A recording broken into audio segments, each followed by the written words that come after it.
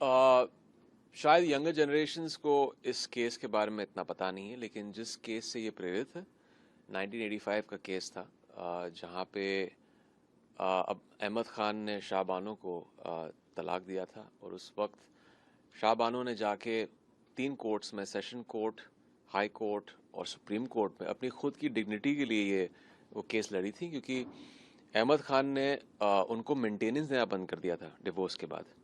और शाह बानो ने कहा था कि मैं एक मुसलमान हिंदुस्तानी औरत हूँ पहले, और मुझे सेक्युलर लॉ और कॉन्स्टिट्यूशनल लॉ के अंडर अपनी मेंटेनेंस मिलनी चाहिए बियॉन्ड मुस्लिम पर्सनल लॉ।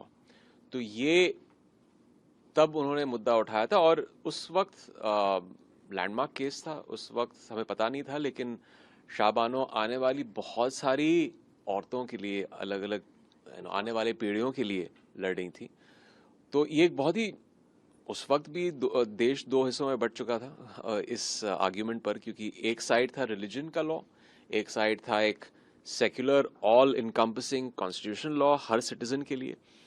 ऑब्वियसली फिर वर्डिक्ट जो आया, फिर भी हमें एक्सेप्ट करना पड़ता है, लेकिन एक हमेशा एक टिल्ट होता है ना कि एक पर्सनल लॉ भी एक रिलीजन का एक बहुत ही सेक्रेड और सैक्रोसैंक्ट होता है। तो एक बहुत ही इंटरेस्टिंग कहानी थी, उस पर हक बनी है।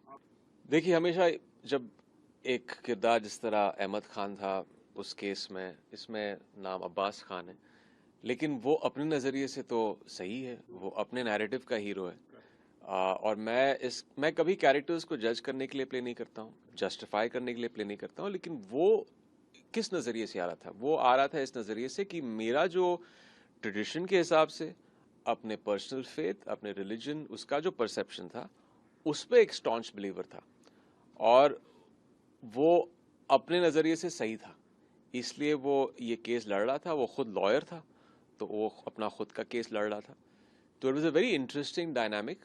और मैं फिर से कहूँगा कि मैं जस्टिफाई करने के लिए कैरेक्टर प्ले नहीं कर रहा हूँ।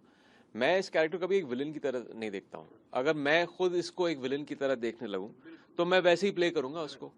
ये ऐसी फिल्म है जहाँ पे आप जब थिएटर से बाहर निकलेंगे, हाँ, it is pro women, women एक उनकी डिग्निटी के लिए, उनकी इक्वालिटी ऑफ राइट्स के लिए वो एक मुद्दा हमने उठाया है।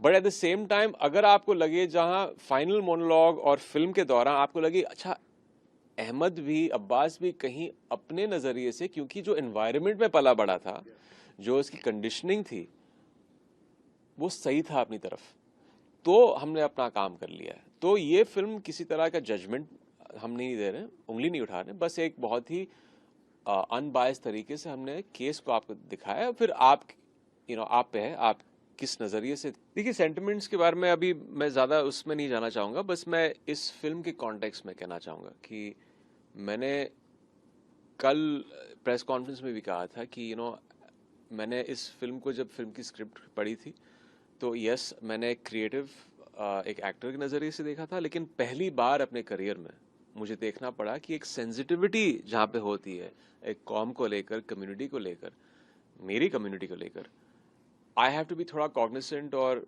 एक अलग तरीके से मुझे इसको एनालाइज करना पड़ेगा। जो मैंने एक्सट्रैपलेट किया इस फिल्म से वो ये है कि एक बहुत ही बैलेंस्ड पॉइंट ऑफ व्यू है। तो इसमें हम कोई ऐसी बात नहीं छेड़ रहे हैं जो एक कॉम के अगेंस्ट हम उंगली उठा रहे हैं या किसी तरह का जजमेंट पास कर रहे हैं। इट जस्ट सो हैपेंड कि ये उस मुस्लिम कम्युनिटी से बिलोंग करते थे, अहमद खान और Shah Bano. But it's a very balance story, and it's exactly how it played out in 1985। अब वो केस इसलिए इतना मीन्स वॉलेटाइल था, और इतने सारे डिबेट्स और सब शुरू हुए थे। ये भी इंटरेस्टिंग टू नो कि जब ये फिल्म रिलीज होगी, इसका जो रिएक्शन होगा जब लोग सिनेमा हॉल में देखेंगे, ये मुझे एक्चुअली, आई डोंट नो, मैं खुद कह रहा हूँ, मुझे पता नहीं है कि लोग बाहर आके क्या उनका, मगर एज ए लिबरल मुस्लिम मैं ये कह सकता हूँ कि I had no problems with the view point of the film, क्योंकि हम किसी कम्युनिटी को मिलाइन नहीं कर रहे हैं। अगर होते तो मैं ये फिल्म नहीं करता, बट इसमें कोई ऐसी मिलाइनिंग वाली बात नहीं है। And just to give a view point of the kind of Muslim I am, मैंने परवीन से शादी की थी जो एक हिंदू है। मेरे फैमिली में मेरे बेटे जो है वो पूजा भी पढ़ते हैं, वो नमाज भी पढ़ते हैं। I had a Christian mother, but ये मेरी सेक्युलर और एक अपब्रिंगिंग है। तो मेरे लेंस से मैं ये फिल्म को इस नजरिए से देख रहा हूँ। आगे जाके किस फिल्म को किस नजरिए से आप या कोई और देखता है, इस पे मेरा कोई कंट्रोल नहीं है या मैं डिसाइड नहीं कर सकता हूँ, क्योंकि हर कोई हर फिल्म को अपने कंडीशनिंग के हिसाब से, अपने रिलीजियस टेनेंट्स के हिसाब से, उनकी अपब्रिंगिंग से, उनके एनवायरनमेंट से, उनकी सोच के नजरिए से फिल्म देख रहा है या देख रही है। तो ही डोंट रियली नो। गर्मियों की छुट्टी होने वाली थी, मेरे पापा आने वाले थे, तो हम लोग सभी खुश थे। तो मैं बेड पे चढ़ के डांस कर रहे थे, डांस कर रहा था, लेकिन वो पहले ही आ गए। फ्रीज।